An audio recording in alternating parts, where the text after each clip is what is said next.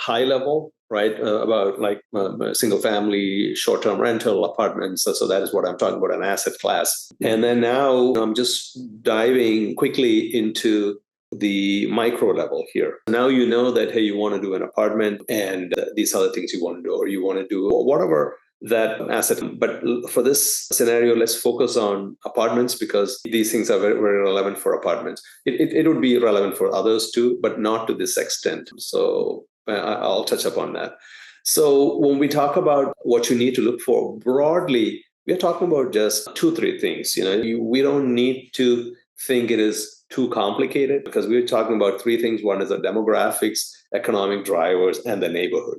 So that's pretty much what it is when it comes to apartments and doing the due diligence for a market analysis, right? So now you know you are in Houston, right? You want to buy in Houston. So where in Houston do you want to buy, right? And by now you've done your research at a macro level. You figured out that Houston has population growth and everything. So now you're coming into the Houston market. Now you're zooming down a little more closer to another neighborhood. So there you need to definitely look for the demographics of that neighborhood. So this one is, just the Houston demographics and how Houston has been growing in population. And now you are zooming in on the neighborhood, and this data, the demographic data, is not always available in this level of detail, right? You don't get a 1 mile, 3 mile, 5 mile radius of population growth, all this information. So when it comes to this part where you really need to make a decision about an asset, the best thing to do is you will get an offering memorandum from your broker. So the broker will have all this information, but I wouldn't rely on the information 100%, though they're getting it from other sources. So this is not primary data that they have dug up. This data comes mostly from CoStar, which, by the way, CoStar is run by one of our physician friends' husband based out of New York. He's the one who supplies all the data to CoStar. He's got that massive operation going on based out of New York. So again, for CoStar, it's not primary data, but secondary data that they package. So this gives you a rough order of magnitude, but you can drill down and get some more data. You can go to, and I'll also show you some more resources, but this is pretty decent. Population data is most of the time accurate. The area where you may have some gray area is about the household incomes. And again, depending on where the property is, we still have an informal economy or a gray economy where the money doesn't go through banks and all that. And we'll see a lot of that in Texas a lot because people still deal with cash than the banks. So your median household income says this, but based on this, many of our tenants cannot afford to pay the 1,100 or so rents that they are paying right now. So take that household income with a grain of salt. You may have to get down a little more in depth, have more conversations with your broker, do very focused search on that area once you zoom in on that area. So that's high level. That's demographics is very key. There has to be population growth. The second is employment. So here, this is one of our best performing assets. Operationally, just doing really, really well. And if you look at it, the main thing is because our asset is a 240 unit. Right next to that is a massive business park where a lot of them work in that business park. They just need to walk to that business park. And then there's all these employers in the neighborhood. So that's the other key thing when you look at, specifically I'm talking about apartments. It would also apply to a large extent to single family homes too, because they have to be around jobs. But when we come to a little more, they would also want to look at crime and school and all that. And we'll talk about it in the next slide. So we talked about demographics, we talked about employment, and the next is the neighborhood. So again, see, information about the schools is public. So this is from a site called City Data.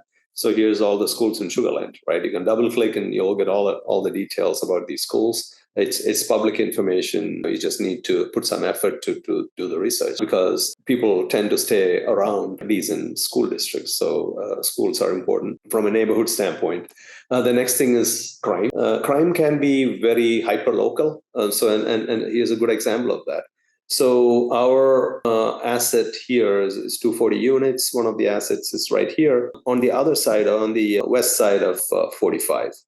So here on the east side of 45, you are seeing a lot of crime. So when we send this property out to some of the banks for loans, they looked at this whole big picture and said, hey, this area has got a lot of crime. And this, by the way, is one of the crime dense areas in Houston for sure. This is Greens Point, also known as Guns Point. Okay. So that is that. But if you look at it here, just less than a mile away from that, this place is like an island of peace, this whole area. So that's where our asset is. So my point here is that don't be put off by the first impressions, right? So somebody looks at this and says, hey, here's all this going on. But then we saw that, but then we also saw that, hey, here, there's nothing going on, right? So something to keep in mind. And for a crime, the other thing is it's very hard to quantify this. I mean, you get all these reports, but the best thing is to drive by at night. You need to drive by the property, in the morning, in the afternoon, and at night. So just get a sense of how that asset, that neighborhood. So these are so so you hear a lot of.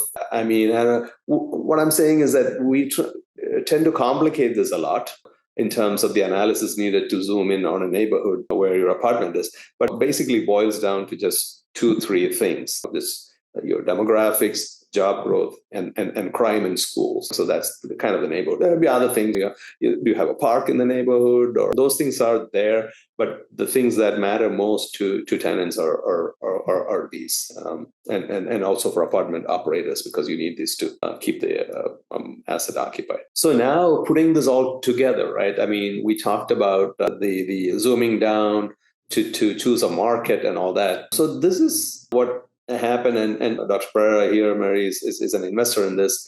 And we got into this asset when everybody was going after Atlanta. My view was that we should be going to Augusta because Atlanta was really overpriced.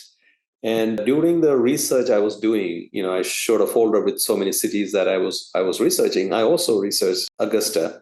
And so I had built relationships with the brokers in that area by doing the research, talking to them and all that.